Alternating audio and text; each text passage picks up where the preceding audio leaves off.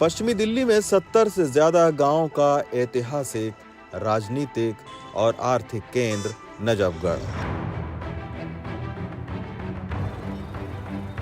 नजफगढ़ में जाम, भीड़ और रेहड़ी पटरी से ढका ये दिल्ली गेट है। नजफगढ़ का ये ऐतिहासिक दिल्ली गेट है। एक वक्त मुगल बादशाहत को बचाने के लिए नजफ खान नाम के एक सैनिक ने यहाँ पर चौकी बनाई थी और उसके बाद में इस पूरे इलाके को नजफगढ़ के नाम से पुकारा जाने लगा। देश की राजधानी दिल्ली की चकाचौंध के बीच नजफगढ़ और इसके आसपास के गांवों की सामाजिक, राजनीतिक और विकास के वायदों में क्या स्थिति है, आइए जानने की कोशिश करते हैं।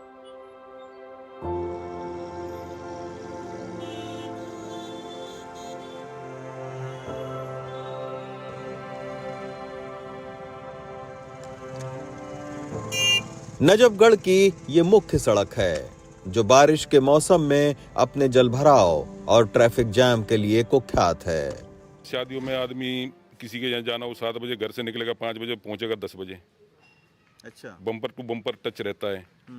आदमी 2 घंटे तो नजफगढ़ में निकल जाते हैं साहब। एम्बुलेंस नहीं निकल पाती भाई, जितने भी चक्कर फिरनी काटेंगे तो 1 घंटा लग जाता है उनको। तो यानी कोई अगर बीमार पड़े हाँ जी तो 2-3 घंटे से पहले? बिल्कुल नहीं जी, उनको 2-3 घंटे से पहले हॉस्पिटल में पहुंचाया नहीं जा सकता, वो रास्ते में ही एक्सपायर हो जाएगा। नजफगढ़ के अंदर की सड़कों का हाल और भी खराब है। नजफगढ़ को बहादुरगढ़ से जोड़ने वाली ये सड़क है,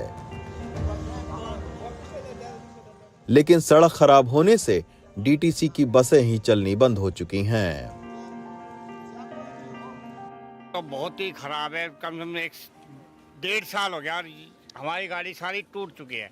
हम ना तो इसमें प्रेग्नेंट है लेडीज, वो भी नहीं चल सकती। अगर लेके ही जाना है तो हमारे को बिल्कुल रास्ते है, बिल्कुल धीरे धीरे, फिर भी डांट पड़ती है हमारे को। ऐसे पानी भरा रहता है दुकानों के आगे। दुकानों के आगे कस्टमर आकर आज नहीं इस रोड से, कभी यहाँ से मुड़ जाएगा, कभी यहाँ से मुड़ जाएगा। काम धंधा ही नहीं रोड पे, ना बसें बंद है, सब कुछ बंद है, सब परेशान है, जनता परेशान है पूरी। रात को आना होता है, रिक्शे ही नहीं मिलते हैं, आज चलते ही नहीं है, पलट जाते हैं रिक्शे। कैसे बारिश में? बारिश में तो चलता ही नहीं है रिक्शे, चलता ही नहीं है। मेरे को एक्चुअली मैं हॉस्पिटल में जॉब करती हूँ। हाँ। तो मेरे को वहीं पे रुकना पड़ता है अगर बारिश हो रही होती है। मेरी मम्मी पहले ही फ़ोन करके बोलती थी कि वहीं रुक जा, नाइट ड्यूटी कर ले भले ही।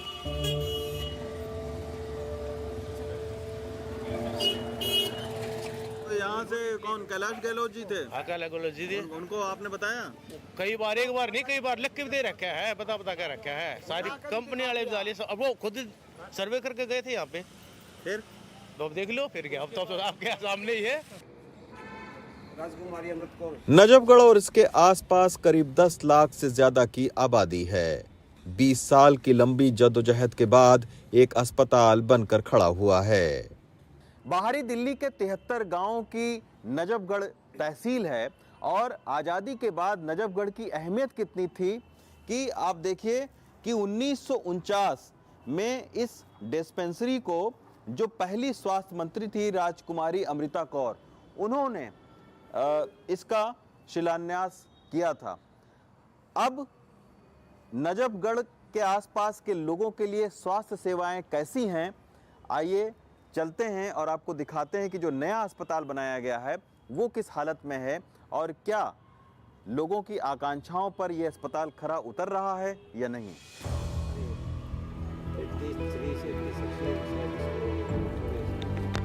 नजफगढ़ में ग्रामीण स्वास्थ्य प्रशिक्षण केंद्र के तौर पर 180 बेड का अस्पताल तैयार हुआ है। इस अस्पताल के लिए लंबी कानूनी लड़ाई लड़ने वाले करतार सिंह ने अपने 4 बुजुर्ग दोस्तों के साथ मिलकर इस अस्पताल के लिए PIL डाली थी।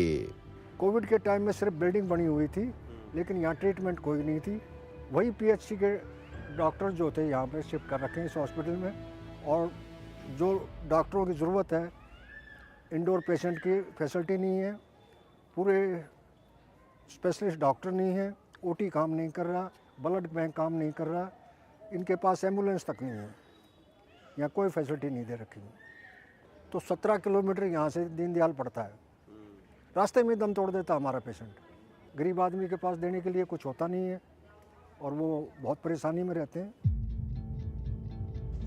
अस्पताल ही नहीं, यहाँ लड़कों के लिए कॉलेज 30 साल से नहीं बन पाया, जबकि नजफगढ़ से सटे रोशनपुरा गांव ने करीब 36 साल पहले कॉलेज बनाने के लिए सरकार को 17 एकड़ जमीन दी थी, जिसकी आज की कीमत करीब 200 करोड़ रुपए है, लेकिन उसके बावजूद कॉलेज नहीं बना।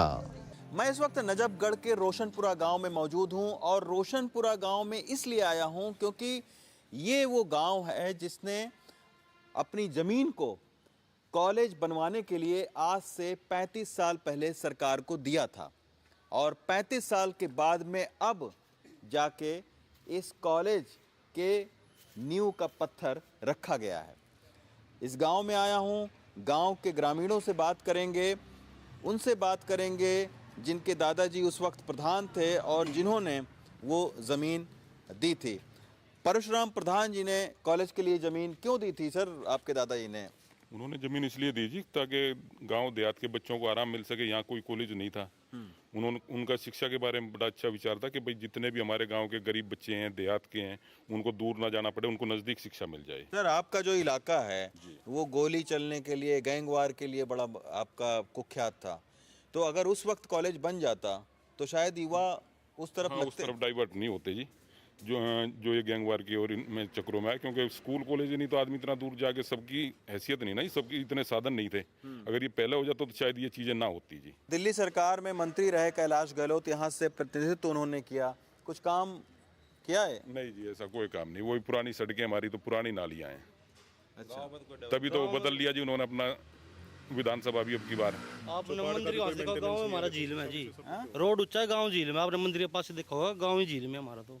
अच्छा, रोड बारिश का पानी बहुत भर जाता है जी, समुद्र बन जाता है रोडों पे। बहुत वादे होते हैं, उसके बाद सब भूल जाते हैं जी। कोई नहीं आता फिर देखने क्या होना है क्या नहीं करना। सब कहते हैं कि यहाँ तो अनपढ़ लोग हैं, किसी को कोई शिक्षा। एक चीज में तो आगे जी नजफगढ़। हाँ। बस बहुत है नजफगढ़ में। हाँ, आज इतने आदमी नहीं, इतने बस हैं।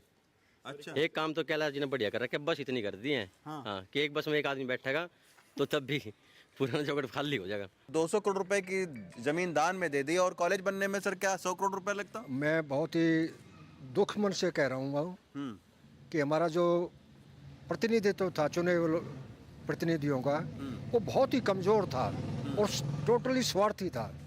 वो चाहते नहीं थे लोग पढ़ेंगे तो भाई शिक्षा आएगी, वोट नहीं देंगे तुम्हें, इनको वैसा रखो कि किस कहीं के भी ना रहे। इतने भी हमने मेमोरेंडम दिए, आज तक एक भी मेमोरेंडम का काम नहीं हुआ है। अब इस साल प्रधानमंत्री नरेंद्र मोदी ने उसी जमीन पर वीर सावरकर कॉलेज की आधारशिला रखी है।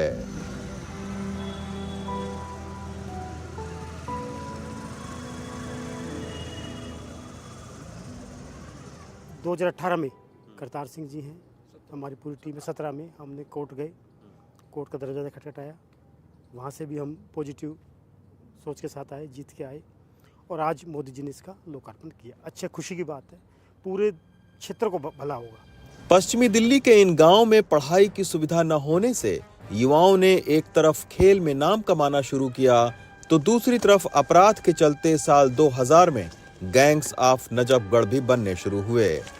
खेल की दुनिया के सबसे चर्चित नाम वीरेंद्र सहवाग और कई पदक विजेता पहलवानों का ताल्लुक नजफगढ़ से रहा है। आज भी यहाँ के गांव में पहलवानी करते सैकड़ों युवा मिल जाएंगे। पहलवानों के लिए कुछ किया है कि नहीं? हाँ, कुछ भी ना कर रखा कांग्रेस कुछ ने भी। अच्छा, पार्क देखो मारे जा गए। 2 दशक पहले एक तरफ खेल तो दूसरी तरफ ढिचाऊ कला गांव और मित्राओं गांव के बीच चल रहे गैंगवार में कई हत्याएं हुईं। एक समय गैंग ऑफ नजफगढ़ के लिए मशहूर मित्राओं और दिचाऊ कला के बीच चली गैंगवार में तकरीबन 150 से ज्यादा लोगों की जानें चली गई। लेकिन आज मित्राऊ कला गांव गोभी गांव के नाम से जाना जाता है। आइए चलते हैं मित्राऊ कला गांव में और बात करते हैं गोभी का उत्पादन करने वाले किसानों से। लेकिन गोभी पैदा करने वाले किसान इन दिनों बढ़े बिजली के बिल से परेशान हैं। 100 रुपये का एक खर्चा आता है, एक में नहीं हुआ 35 किलो 40 किलो के बीच में हुआ है और वह बिक है 80 रुपये की, 60 रुपये की, 70 रुपये की, वह नहीं बिक रही। किसान को कति माइनस में जो किसान का लग रहा है खेत में 70-70 से 80 हज़ार रुपये किलो के बीज है, हाइब्रिड बीज होते हुए 70-80 किलो हज़ार के, उसमें जो है और भी खर्चा हो, लगाई लड़ाई उसको रख रखाव, कुल मिला के अति किसान को आत्महत्या करने का काम हो गया।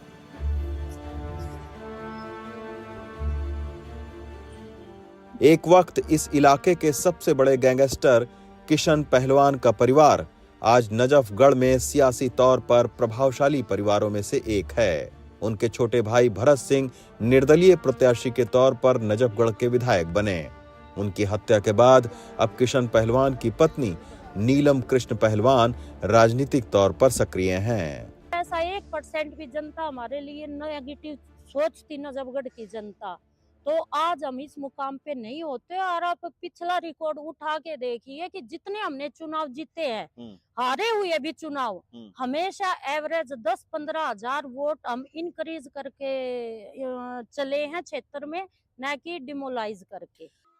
पश्चिमी दिल्ली में नजफगढ़ से सटी 7 विधानसभा सीटें विकासपुरी, उत्तम नगर, द्वारका, मटियाला, नजफगढ़, बिजवासन और पालम है। इन सभी पर 2020 में आम आदमी पार्टी ने जीत हासिल की थी, लेकिन इस बार नजफगढ़ के विधायक कैलाश गहलोत के बीजेपी में शामिल होने से सियासी समीकरण गड़बड़ा गए हैं। लोगों की सबसे बड़ी समस्या यहाँ के जाम और गांव की टूटी सड़कें हैं। हमें तो कोई परेशानी कुछ भी नहीं। केजरीवाल नंबर 1 पे है। यस। अच्छा, क्या ऑफिस में बस फ्री है, हाँ। पानी और लाइट, बिजली, सब चीज है, ओके आता है। और क्या चीज की प्रॉब्लम है? हमें तो कोई प्रॉब्लम नहीं है। मैं सफदरजंग में जॉब करती हूँ। मेरी इवनिंग शिफ्ट होती है 2 बजे की। मुझे मेट्रो से जाना पड़ता है क्योंकि बस ही नहीं है। और देखा जाम भी बहुत लगता है। बहुत हाल मचता है, अगर 2 बूंद भी गिर जाए यहाँ पे। तो जब पानी भरता है फिर कैसे आप लोग आते जाते हैं? हम तो आते ही नहीं जी, आते ही नहीं है। नहीं आते हम तो। जब बारिश 2 दिन बाद सब सूख जाता तब आते हैं। पश्चिमी दिल्ली के गांव में आपको करोड़ों के मकान और लाखों की गाड़ियां जैसी कई आधुनिक चीजें दिखेंगी, तो हुक्का की पंचायत और गोत्र जैसी बातों पर सैकड़ों साल पुरानी परंपराएं और मान्यताएं भी समाज में मिलेंगी।